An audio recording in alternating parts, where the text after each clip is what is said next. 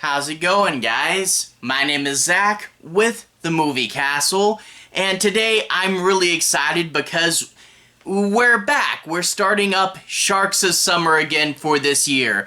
For those of you guys who are new to the channel, Sharks of Summer is when I try to do at least one shark movie every week during the summer, and I live in Texas. To be honest, most months seem like the summer. It's always a question of when exactly do I start this. And I do know that May is probably a little bit early, but I figured what we could do is do the Mega Shark series. Get it? Little silly pun there. But I figured this is something I wanted to do last year, but I simply couldn't find the DVD for Colossus. I finally picked that one up. I have all four now, and I'm gonna go through this to begin Sharks of Summer. Anyway, the first one in the series, Mega Shark versus Giant Octopus. This is from 2009 and is put out by the Asylum. The Asylum does lots of fun, cheesy mockbusters, low-budget movies, and a ton of shark movies, not just this. You guys may know them for the Megalodon, the mockbuster of the Meg. They did the multi-headed Shark Attack series. And of course, most famously, the Asylum put out Sharknado. That really got their name out there. Anyway, this is directed by Ace Hannah and stars Deborah Gibson, Vic Chao, and Lorenzo Lamas. And this, I feel, is definitely a golden title kind of movie, you know? The Asylum definitely has a few movies like this. Really similar is the multi-headed Shark Attack series, you know? You put out a movie called Two-Headed Shark Attack, people are gonna watch it regardless of the quality of the movie, and it's the same kind of deal here. You put out Mega Shark Versus, and then the second line is some equally crazy concept, that's gonna draw some eyeballs, you know? So it's got a golden title, but yeah, it's not the Asylum's best stuff. I mean, obviously, Sharknado, that series is the Asylum's best stuff, and you can really see even in the first one, they really, there was some magic there. It's better than, I think, the Two-Headed Shark series. It's a little bit bigger, a little bit more happens, but I wish more happened. You know, the creatures do fight. There is some goofy and cheesy scenes. I wish there was more, you know? I feel that if it was a little cheesier and a little bigger and a little more over the top, you could have really had a really good B-movie. As it stands now, it's fine. If you guys are big shark movie fans, you know there's a ton of shark movies where simply nothing happens. And it's not one of those. The plot does trudge along pretty briskly, and there is some interesting scenes, but yeah, it does kind of feel plodding along, you know, where it's like one scene to the next, kind of just moving at a steady clip, and I do wish there was a little bit more life and humor behind this, and I think humor's a big one. This isn't a super funny movie, and I wish there was more jokes and more just gags with the shark, you know? You get some jokes where it's like, look, a squid! That's an octopus! Not the best. This movie is strangely serious. Like, you'll get a bunch of characters going, my research was never respected, or they'll start quoting Shakespeare or Julius Caesar or something. I forget who it was, but towards the end, there's several moments where this movie is just really strangely serious, and I don't know where that came from. This really should have been much more laughy and jokey. But also, one thing I really do like is the movie does try to shoot above itself. You know, like I hinted at earlier, a lot of these shark movies, just not much happens because they don't have a budget. And here, they really don't have a budget either, but they're trying to tell this giant monster story, and I can really applaud the effort, even though whenever they try to get around their budget, it's super obvious how they're doing it and what they're doing, but it does lead to some charming and kind of interesting moments that, you know, I am an aspiring filmmaker as well, and I'm like, oh, hey, that's how they did that. That's kind of clever. But with this, you do get several cases of, bad CGI. You do get clever uses of stock footage and a few, cheesy sets. And I guess some examples of that, there's a shot that's clearly just stock footage of some battleship, and they drew in little muzzle flashes for the guns to make it fire. Yeah, okay, that's kind of cheesy, kind of fun. And there is also, like, this set that they have that's like an interior of a ship. And this interior of the ship is used in at least 2 or 3 different ships. But, like, when they go from using this interior for an American ship, then changing it to a Japanese ship, they simply change the gel, put a different color of the light in there, and then it's clearly a different ship because the light bulb's a different color. That was funny. I also did like a moment where there's a dream sequence and she's flashing back to something the Japanese scientist told her, and when they do the flashback, they forget to re-add the thing behind him on the green screen. That was that was pretty funny. So there are some cheesy moments in here, and, they really did try to do something bigger than they probably could. It just, I wish it was bigger, I wish it was more over the top, I wish it was cheesier, and I wish they didn't take themselves quite so seriously.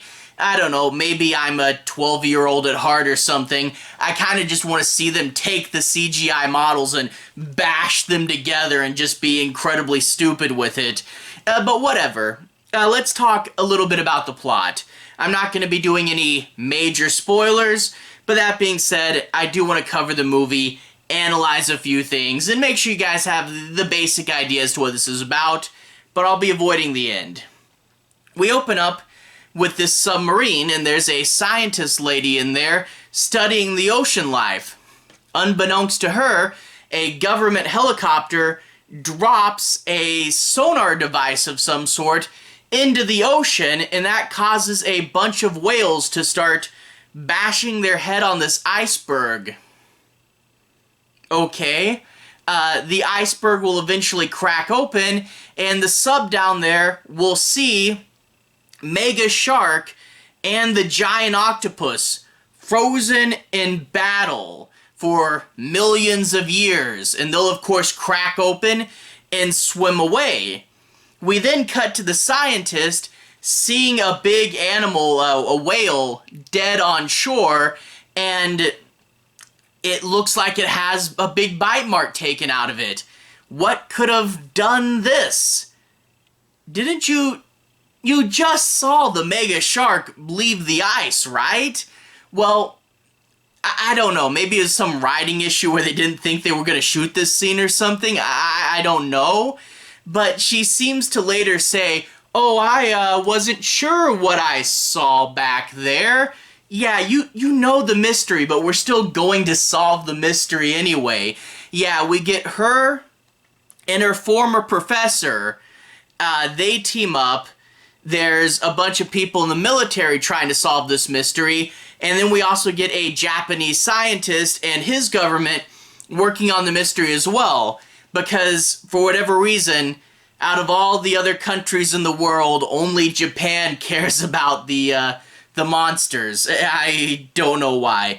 But anyway, after they figure out that there's something attacking them, and that it's a giant creature, a megalodon, and a second creature, a giant octopus, then they get the film from their sub.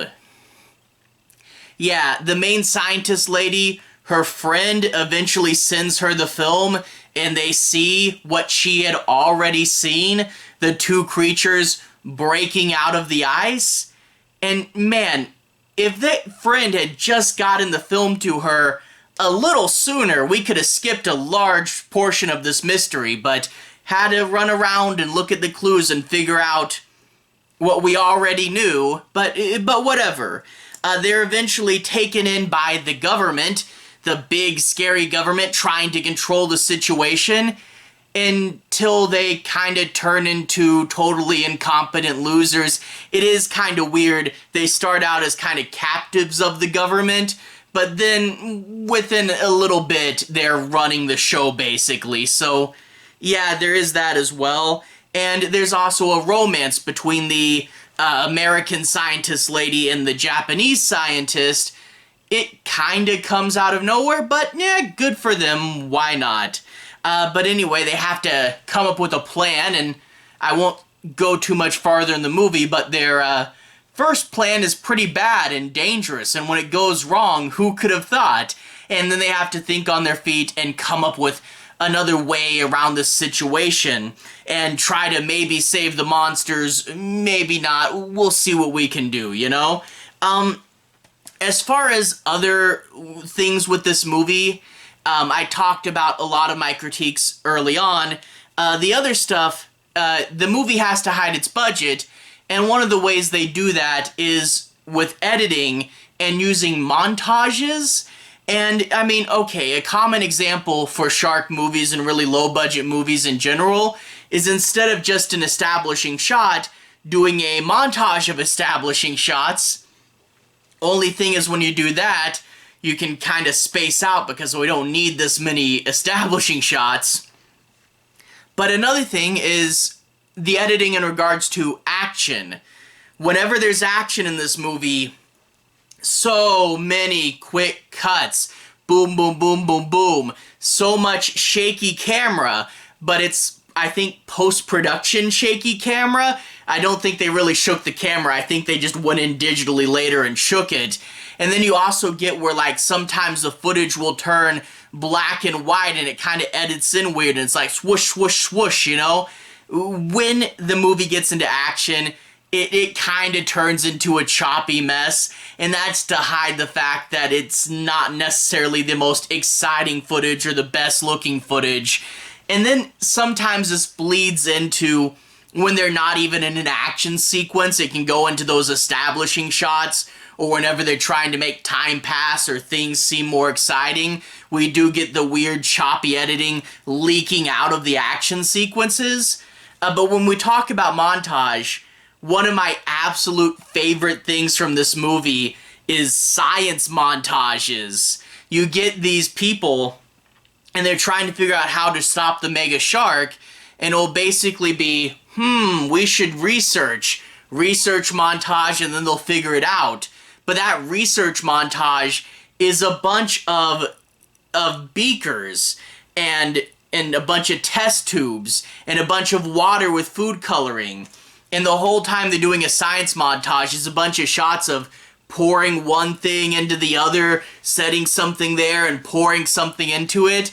It is like stock footage level of science, and it was kind of hilarious, and they do it at least twice in this film, and I thought it was pretty funny. One more thing I do want to say is I wish the creatures had more personality and presence. You know, he's Mega Shark, but he's kind of just a big CGI model of a shark floating around.